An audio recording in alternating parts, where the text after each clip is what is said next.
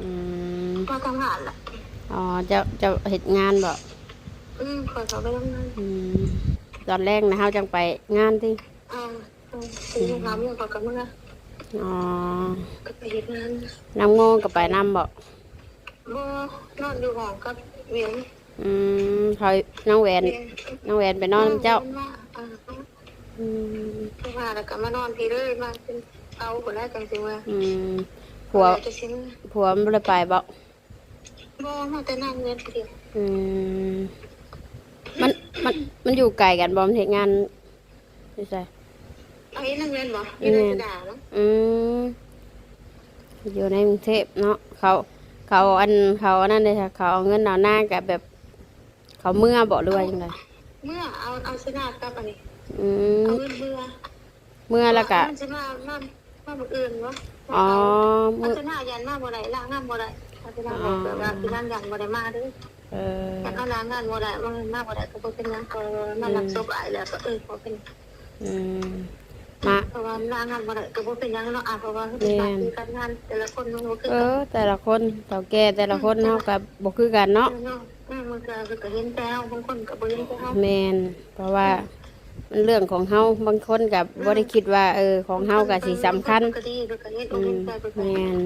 บางคนก็เขาก็สิเข้างานเขาเป็นไงจังซี่ก็แม่นมันเฮาก็เทื่อสุดท้ายเนาะเพราะว่าน่าก็เลยมารับศพอ่ะแล้วก็ดีแหละก็ยังหน่อยก็ยังได้มากก็ยังน้องลงก็ยังมากเบิดนะอยู่กับไกลนี่ก็บ่กันเอาเห็นแล้วก็เมื่อคืนนี่อันตอนนอนเบิ่งคลิปลุงบุญเบิ่งคลิปลุงบุญให้แล้วก็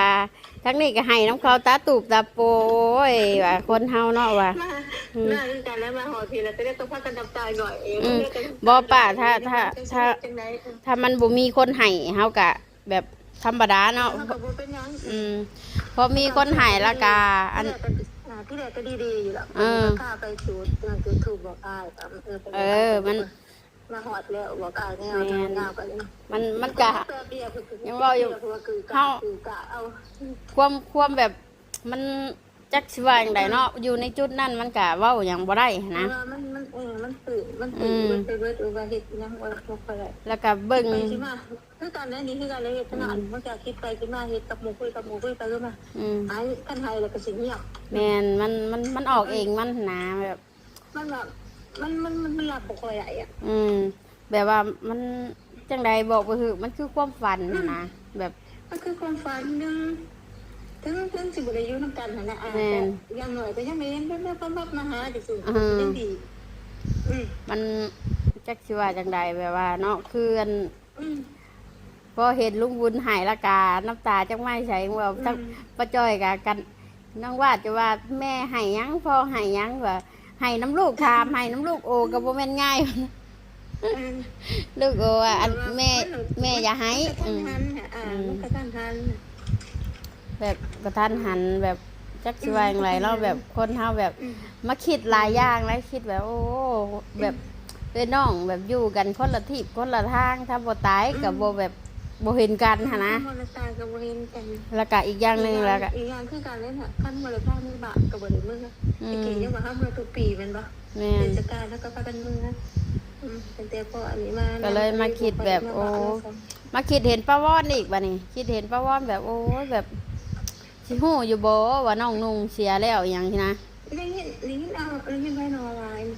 พอแล้วก็บ่สบายด้วยกันก็บ่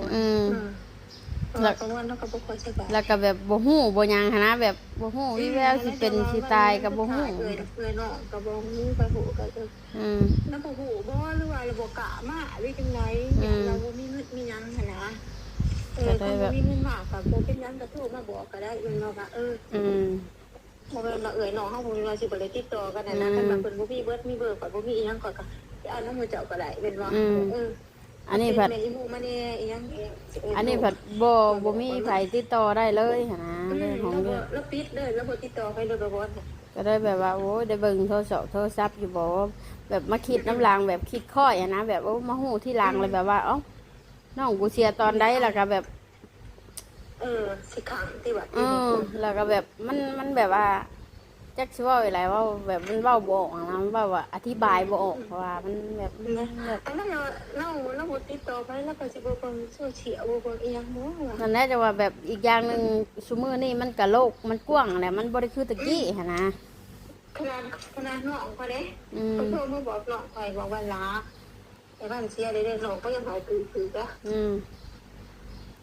มาเบิ่งเนี่ยโอ้แบบFC เพิ่น เขาหักนาง อืม น้องข่อยน้องก็หักนางเบิดเด้ อืม แม่บ่มีไฟสั่งเลยนะจังอันนี้เขาหักมาแม่ตะกะทันอาบข่อยอ้ายข่อยหักคนยากเนี่ย อืม อ้ายข่อยก็ยังหักนั่นก็มืออ้ายข่อยก็หักนั่น อืมแบบพอเห็นแล้วก็แบบแบบ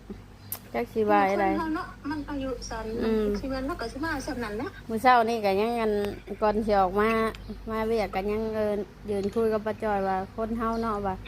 บั้นปลายชีวิตว่า บ่ฮู้ว่าเฮาสิไปตอนใดสิกันแม่นบ่เนาะ แม่น คนเฮา เฮาก็บ่ฮู้เว้ากันแวบๆซุมื้อนี่ก็เฮาก็บ่ฮู้ว่าเฮาสิไปจากกันแบบใด เห็นหน้าจังว่ายัง แม่น มันดีคุเหมือนมันไหวดีบางทีเราก็ไปละไปแล้วเหรอว่าสิว่า เพิ่นเผาบ่อื่นบ่ปะ มาเผามื้ออื่นเผา เพิ่นอันอยู่บ้านเฮาก็เผาวันอังคารเพิ่นคือบ่เผาเนาะเพิ่นอยู่พุ่นคือวันอังคารคือเผา เอาข่อยบอกว่าข่อยสิเผาวันจันทร์แต่ทางนิติเขากำหนดมาเผาวันอังคารแล้วมันเดือนบ่ได้แสงข่อยเฮ็ดจังได๋บ่ข่อยก็เลยบ่ปากข่อยก็เลยเงียบ เพราะว่าบ้านเฮาเพิ่นว่าวันอังคารว่าวันแข็งไงเนาะ มันยังแข็งแต่ข่อยก็เลยสิให้ข่อยเฮ็ดจังได๋ล่ะบัดนี้ เฮา ก็บอกเขาเลยว่าข่อยสิเผาวันจันทร์แต่ทางนิติเขาบอกว่าข่อยสิเผาวันอังคารเขาสิสูดให้3คืนแต่เขาบ่รักที่มันเสียเด้แล้วไผก็บอกคือกันว่ามันแข็งก็เลยบ่ปากเอาก็ต้องเสียจังได๋เขาก็เลย ป้าแป๊บนึงเด้อเดี๋ยวเฮาโทรหาเจ้าใหม่กันได้มันโทรเบิ่งพ่อแม่พี่น้องสะท้องเบิ่งคลิปนี่ล่ะก็เมื่อคืนนี่น้ำตาไหลนำ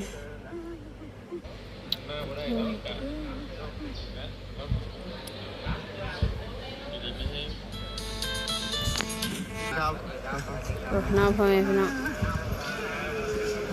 ไปเจอ FC ก็หลายไปงานของอายเพิ่นแต่ต้องเปิดมาเห็นภาพนี่แล้วก็เศร้าใจน้ำพ่อแม่พี่น้องเห็นลุงบุญไห้ก็ไห้น้ำตาตุกตาโปเมื่อคืนนี่เนาะคิด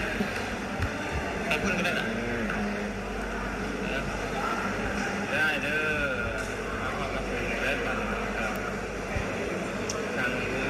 ทางคนผมยิบหัวเนาะร้านหัวเราถึงนะใจเลย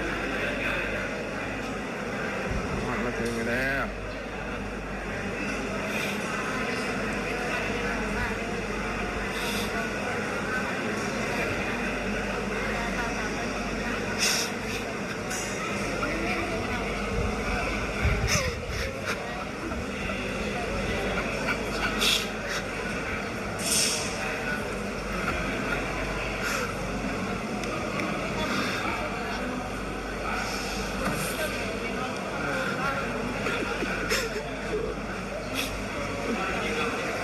โอ้ยไปดีเด้อ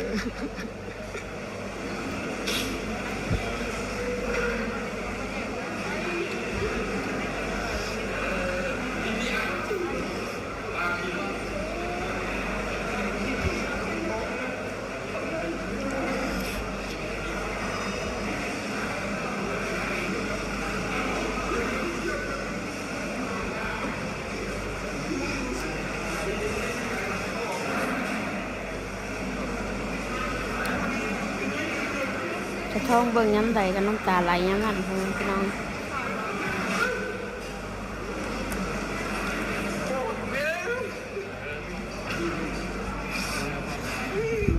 ตัดทีเลยซอยกันทำอะไรดีกินปูเลยกูดีเนี่ยกูใส่ชีวิตอยู่กูเอาจริงกูจะให้กูจะให้มันกูจะตายกูใส่ชีวิตเราก็พอมาช่วยกูจนไม่มีแรงไม่ได้เลยวะคืนนี้กูติดดูกูเปิดทำงานด้วยกันเปิดทำงานด้วยกันไม่เคยหรอกไปไหนก็ไปด้วยกัน ยังหมักบ้านตรงวังทุกสุด กูดีมึงต้องการกูก็ให้ไปเลย ไปนี้แล้วกันเนี่ยต้องคิดจะหมักบ้าน ไปแซกเลย ลูกเมียก็ กูไม่อยากจะพูดนะนอนคนกูไม่นอนสุกนี่ไม่ เค จับ ยร้องเลยไปแบบไม่ต้องคิดอะไรเลยนะเนี่ยไปแบบนี้เลย ต้องห่วงพักห่วง คืนนี้มึงก็รู้ใจกูอยู่ กลางนู่นนี่นั่นทุกคนครับ เข้าใจกูมึงเข้าใจกูแล้ว เราไป กูไม่เคยร้อง ถูกสุขพี่ เอาเบียร์ไม่ให้มึง มือห้ามมือพี่ไปว่ากันทั้งยาสูบนี่แหละ ใช้ชีวิตแบบพูด เลยเขาลงน้ำเด้อใช่เอ้ยเรามาหอดมาถึงเด้อต้องห่วงเด้อ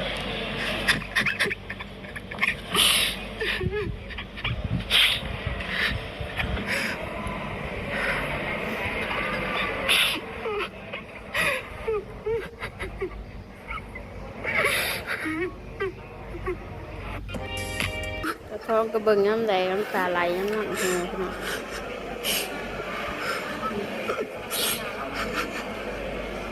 อดบ่ได้เบิ่งน้ำแดง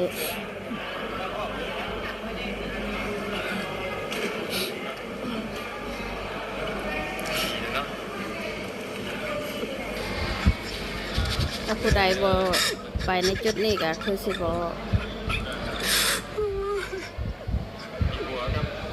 จบมาปะ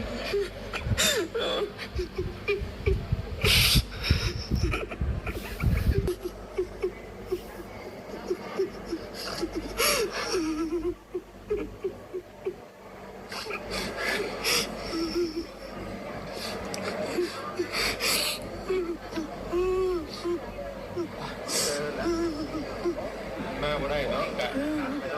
และเนาะอยู่ดีมีเฮงไปไปเกิดเป็นเทพลาเด้อเป็นรับเป็นสบายไม่ต้องห่วงลูกเต้าและปันเด้อเนาะไปเกิดเป็นเทพลาไปอยู่เต้าเนาะกูอยู่กับอยู่ต่อไปกูไปกับไฮเปรีเด้อมันง่ายเด้อเนาะเนาะกลับมาส่งท่านสุดท้ายสุขแล้วมันจะมีเด้อ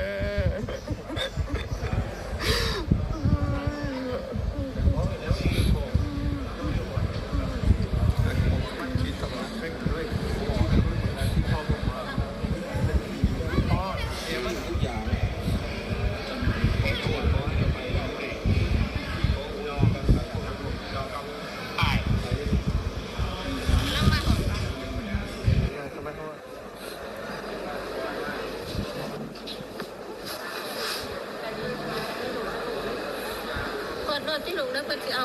อ่านมาอ่านมาอาหารมาขึ้นรถสิเมื่อแล้วเราอาหารมาขึ้นรถก่อนคนหลุมอยู่กลางคนหลุมอยู่กลาง FC ก็ไปร้ายเนาะคุณพี่น้องเลยก็ดีใจน้ำคนนี้ก็ได้แสดงความเสียใจน้ำหลายๆ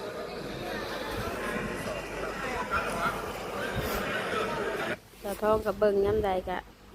อดก็ได้พี่น้องเอ้ยเนาะน้ำตาไหลน้ำบ่ไหลก็คือสิเป็นไปบ่ได้เนาะขึ้นไปขึ้นมาแล้วก็โอ้ยถ้าบ่เป็นจังซี่ก็สิบ่ได้เจอกันเนาะคิดเบิ่งหมู่พวกเพิ่นก็ยังอยู่น้ำกันไปโดนได้พ่อแม่พี่น้องชาวท้องก็เคยไปเล่นน้ำคือกันเนาะก่อนเพิ่นเฮ็ดเวียกเฮ็ดงานชาวท้องก็เคยไปอยู่เคยไปตอนที่ว่าอยู่น้ำกันเนาะตอนน่ะเคยไปเล่นไปหยังน้ำเพิ่นอยู่ตอนน่ะพอเกิดแบบที่ขึ้นแล้วก็โอ้เป็นครั้งสุดท้ายคือฝันเนาะพ่อแม่พี่น้องเลยก็ขอให้เพิ่นไปเกิดภพภูมิที่ดีเนาะคนอยู่ก็อยู่ต่อไปคือว่าแหละเสียท้องกับบ่มีอย่างไรเบิ่งน้ำไหลก็อดบ่ได้พ่อแม่พี่น้องเลยน้ำตาไหลตลอดเบิ่งเมื่อคืนนี่ก็จนห้องไห้ว่าสิบ่ห้องบ่หายมันก็เป็นไปบ่ได้เบิ่งแล้วแหละ แต่ผู้ใดบ่อยู่ในจุดนั้นสิบ่ฮู้เนาะเพิ่นน้องว่ามันตื่นตันส่ำใดสะท้อนกับบ่มีหยังหลายดอกพ่อแม่พี่น้องเอ้ยแล้วก็สิขอโตวไปแล้วเนาะคลิปนี้ก็ฝากพ่อแม่พี่น้องกดไลค์กดแชร์กดติดตามให้สะท้อนคือเก่าเด้อเนาะไปแล้วสบายดีและสวัสดีบัดทุกคน